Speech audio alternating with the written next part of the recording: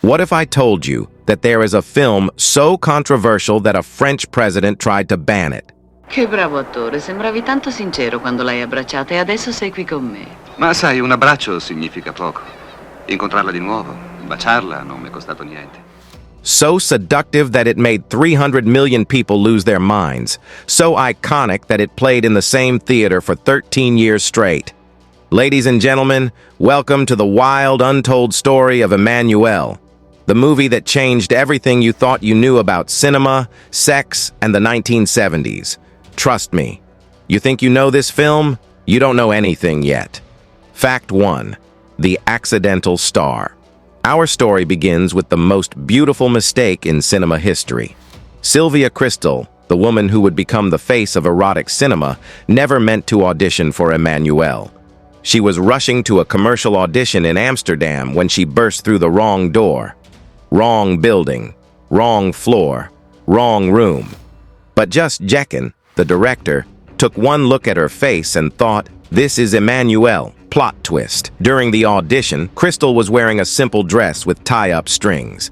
The strings came loose, accidentally. Everything just fell off. Did she panic? Did she run? Hell no. She kept answering questions like nothing happened. Stone-cold confidence. Jekken was thunderstruck. He hired her on the spot. Sometimes the universe conspires to create cinema magic through sheer accident. Fact 2. The fake documentary scheme. Here's how you film an X-rated movie in 1970s Thailand when the government says absolutely not. You lie. The Thai authorities denied filming permits because of the sexual content, so the producers presented a completely different script, a family-friendly story they had zero intention of shooting. But wait, it gets better. When officials got suspicious during filming, the crew pretended they were making a documentary about Thai tourism.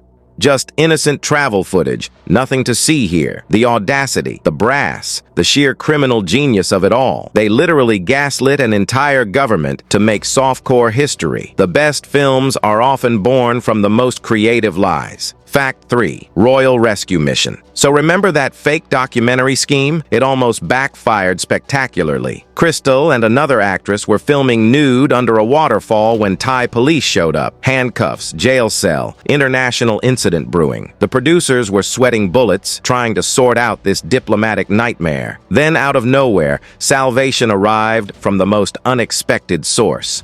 The Prince of Thailand. Turns out His Royal Highness was a massive film buff who'd built his own studio near the palace. He loved movies so much that he personally bailed out the Emmanuelle crew and let them use his royal facilities.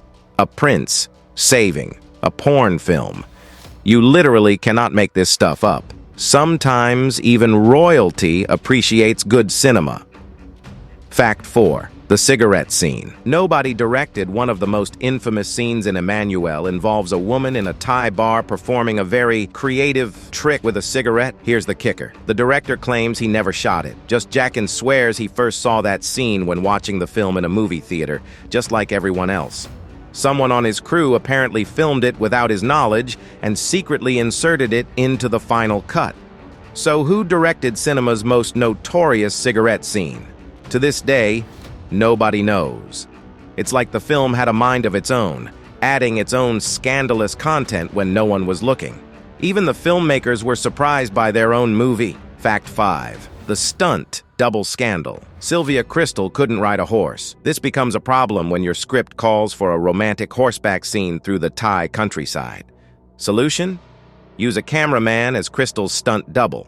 A burly, probably very hairy cameraman, in a wig, pretending to be a beautiful Dutch actress. From a distance, this worked fine. Up close, let's just say the magic of cinema requires suspension of disbelief. Somewhere in the Thai mountains, there's footage of a cameraman in drag galloping through paradise, and honestly, that might be more entertaining than the actual film. Movie magic is 10% inspiration, 90% creative problem solving.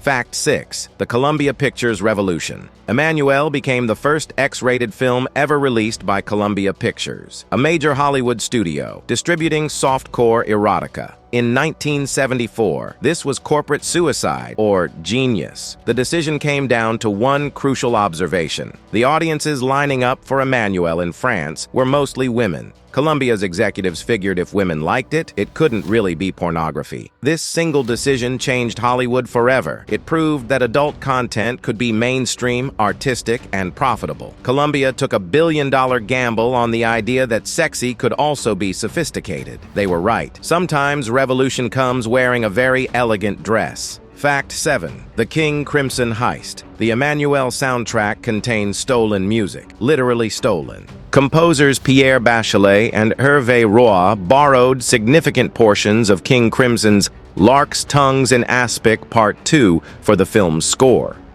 Robert Fripp, King Crimson's leader, had to sit through the entire movie in a theater, recording the similarities to prove the theft. Picture that. One of progressive rock's greatest minds, notepad in hand, watching French softcore erotica to document musical plagiarism.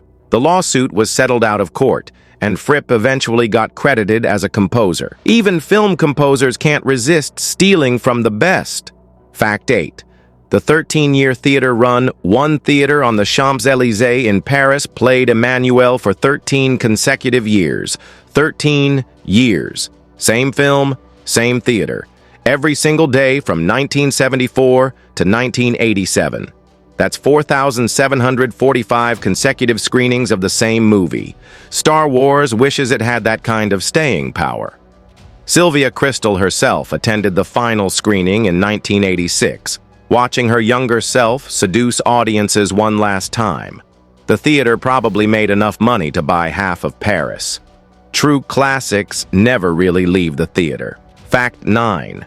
The Opium Den Nightmare. The most traumatic scene for Sylvia Kristel wasn't just acting, it was survival. During the Opium Den rape scene, the two Thai men weren't professional actors. They were locals who spoke no English or French and didn't understand the concept of pretend. Kristel later said, "I really had to fight for my life there." The scene was filmed in one take, using multiple cameras, because nobody wanted to repeat that experience. When Kristel tried to argue with director Just Jackin about the scene's necessity, he simply replied, "Yes, but it's in the book. Artistic vision versus human decency. Guess which one won? Sometimes the price of art is paid in ways the audience never sees." Fact 10. The dubbing betrayal. Sylvia Kristel spoke fluent English. The studio dubbed her voice anyway, without telling her, without asking her. Kristel found out about the English dub the same way audiences did, by watching the movie. She was reportedly furious that they didn't even give her the chance to voice her own character. Imagine being internationally famous and not being allowed to use your own voice. It's like being the star of your own life but having someone else tell your story. Even stars can be silenced by their own success. Fact 11. The feminist paradox. Here's where things get weird. French feminists hated Emmanuelle, calling the character an object of male fantasies.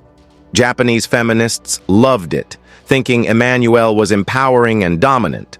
Asian audiences saw female liberation. European audiences saw female exploitation. Same film, opposite reactions. Kristel herself said, Japanese feminists were rather delighted with the film because they thought Emmanuelle was dominant, just because of this one scene where she climbs on top of her husband. That was the moment when all the Japanese women stood up and applauded. Cultural perspective is everything. Art means whatever the audience needs it to mean. Fact 12. The presidential ban that backfired. French President Valéry Giscard d'Estaing initially tried to ban Emmanuelle. This was the best marketing campaign money couldn't buy. Nothing makes people want to see something more than being told they can't. The attempted ban created a media frenzy that turned a small erotic film into a cultural phenomenon. When the ban was eventually lifted after Giscard d'Estaing won the election, the film exploded. 8.89 million tickets sold in France alone. The president accidentally created a monster. Censorship is the greatest advertisement ever invented. Fact 13. The author's secret identity. Emmanuelle Arsène, the credited author of the source novel, was a pseudonym. The real author was Mariette Rollet Andriane, a French-Thai actress who wrote about her own sexual experiences as a diplomat's wife in Bangkok. She was writing autobiography disguised as fiction. Every steamy scene, every exotic location, every moment of sexual discovery, it was all real. The novel was banned by multiple governments because they thought it was too scandalous to be true. It wasn't scandalous enough. It was autobiography. Sometimes, reality is more shocking than any fiction. Fact 14. The sequel fortune. Crystal lost. After the massive success of Emmanuelle, Crystal sold her profit-sharing rights for $150,000. The film grossed $26 million. That's roughly $24 million she left on the table. She made this decision while struggling with cocaine addiction, which she described as a super vitamin, a very fashionable substance, without danger, but expensive. One bad decision cost her generational wealth. For her next film, Private Lessons, she made the same mistake, selling her rights for $150,000. That film made $26 million too. Success without financial literacy is just expensive fame. Fact 15.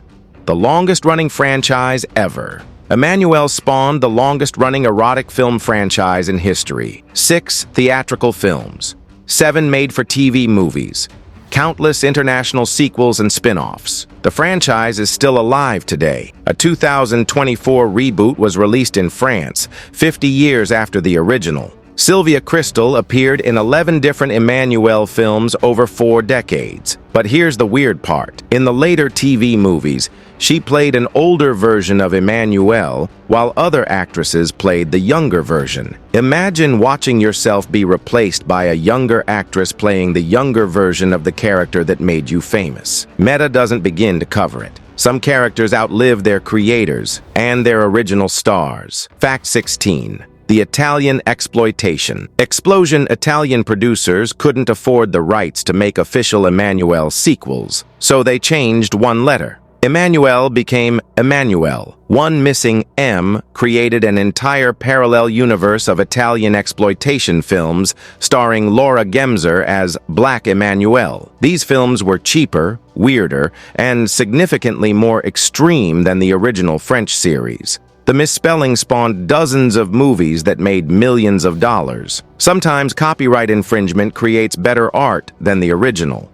Fact 17. The Hollywood roles. Crystal lost success in Emmanuelle typecast. Crystal so completely that she lost major Hollywood roles. She was considered for Holly Goodhead in Moonraker. Turned it down. She was offered starring roles in Caligula, Body Heat, Blade Runner, Scarface, and Body Double. Turned them all down. Sergio Leone wanted her for Once Upon a Time in America. The producers said no. Roman Polanski cast her in The Tenant. She was replaced after one day. The Emmanuelle image was both her greatest success and her creative prison. Fame can be the most beautiful cage ever built. Fact 18. The Thailand tourism boom. Emmanuelle accidentally became the greatest tourism advertisement Thailand never paid for. The film's exotic locations and steamy atmosphere made Thailand a dream destination for Western travelers. Tourism to Thailand exploded in the mid-1970s, directly linked to the film's popularity. The Thai government went from trying to ban the film to quietly benefiting from its economic impact. Sometimes the thing you try to stop becomes the thing that saves you. Thailand owes a significant portion of its tourism industry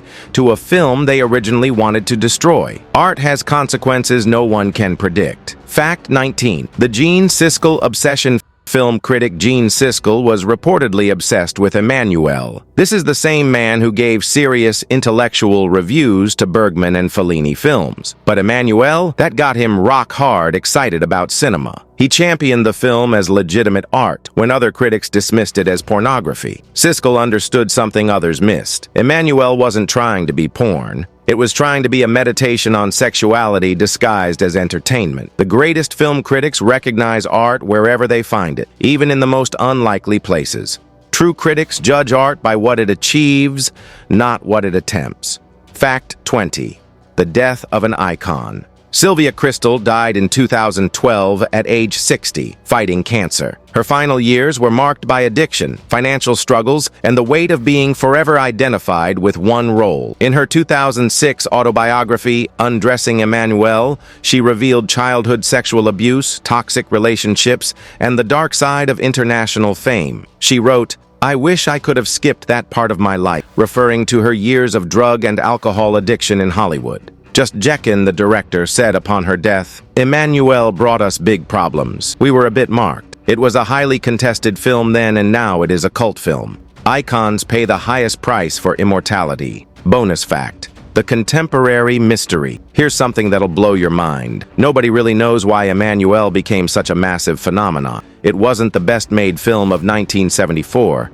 It wasn't the most explicit. It wasn't the most artistic. But somehow it captured something in the global zeitgeist that created a cultural earthquake. 300 million people saw this film. That's more than the population of the United States. Film historians still debate what made Emmanuelle different from every other erotic film before or since. Maybe it was timing. Maybe it was Crystal's unique screen presence. Maybe it was pure accident. Or maybe some films are just destined to change the world, and we'll never understand why.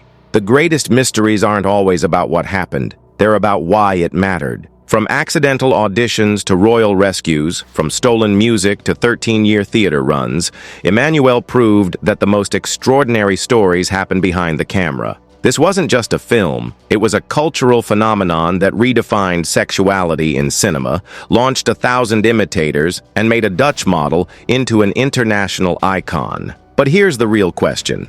In our age of instant access to everything, could a film like Emmanuelle still capture the world's imagination? Or was it a product of its time, when mystery still existed, when the forbidden was truly forbidden, and when a single film could change everything? What do you think? Could Emmanuelle happen today? Or was it lightning in a bottle that can never be captured again? Drop your thoughts in the comments below. Hit that subscribe button for more untold stories from cinema's wildest era. And remember, the most fascinating films are often the ones hiding the most secrets.